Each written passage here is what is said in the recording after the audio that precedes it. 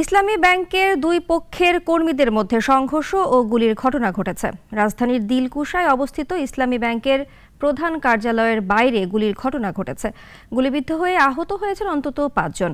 ব্যাংকটির মালিকানায় থাকা এস আলম গ্রুপের পক্ষে গুলি করা হয়েছে অভিযোগ ব্যাংকের একটি পক্ষের। এদিকে অর্থ উপদেষ্টা গোলাগুলির ঘটনায় জড়িতদের ছাড় দেওয়া হবে না বলে জানিয়েছেন। সাইদুর রহমানের রিপোর্ট।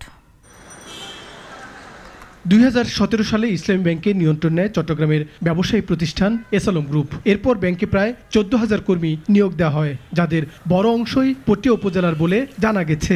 এস আলম গ্রুপের মালিকের আদি বাড়ি এই অঞ্চলে। 2017 সালের আগে কর্মীর সংখ্যা ছিল প্রায় 8,000।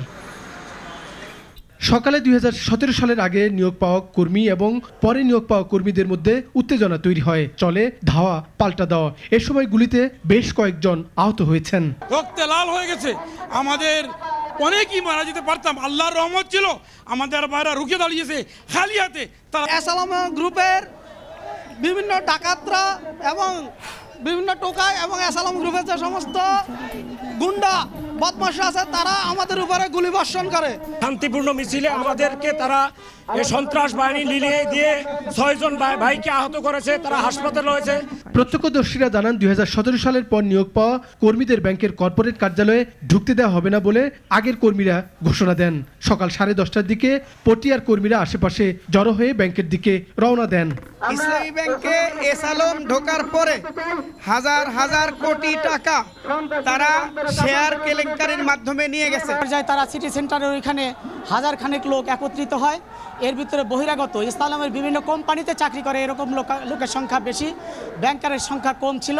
আমরা পর্ষদ মানে স্বাভাবিকভাবে পর্ষদ ভেঙে দিতে হবে এবং নতুনভাবে পর্ষদ গঠন করতে হবে। এদিকে ব্যাংকের ব্যবস্থাপনা পরিচালক মনিরুল মাওলা ব্যাংকে যাননি। কর্মকর্তারা ইসলামী ব্যাংকের পর্ষদ পুনর্গঠন করে ব্যাংক থেকে লুটেরাদের বের করে দেওয়ার দাবি জানান। পাশাপাশি তারা ব্যাংকের ব্যবস্থাপনা পরিচালক সহ জ্যেষ্ঠ কয়েকজন কর্মকর্তার পদত্যাগ দাবি করেন। সচিবালয়ে অর্থ উপদেষ্টার নজরে আনা হয় ইসলামী ব্যাংকের গোলাগুলির বিষয়টি। তিনি বলেন, দখল নিয়ে যারা গোলাগুলিতে জড়িত তাদের ছাড় দেওয়া হবে না। সোজাসুজি আমি বলছি যে কোনো কেউ আইনের বাইরে থাকবে না। যে কেউ যে করে থাকে ইমিডিয়েটলি তাদের আইনত অ্যাকশন নিতে হবে, যেই হোক। দেশের রাজনৈতিক পট পরিবর্তনের পর থেকেই ইসলামী ব্যাংকে অস্থিরতা বিরাজ করছে। 1.5 লাখ কোটি টাকা আমানতের বড় ব্যাংকটির শেয়ার বিক্রি করে চলে গেছেন অনেক বিদেশি প্রতিষ্ঠান ও ব্যক্তি। আর্থিক সূচকেও ব্যাংকটি দিন দিন দুর্বল হয়ে পড়ছে।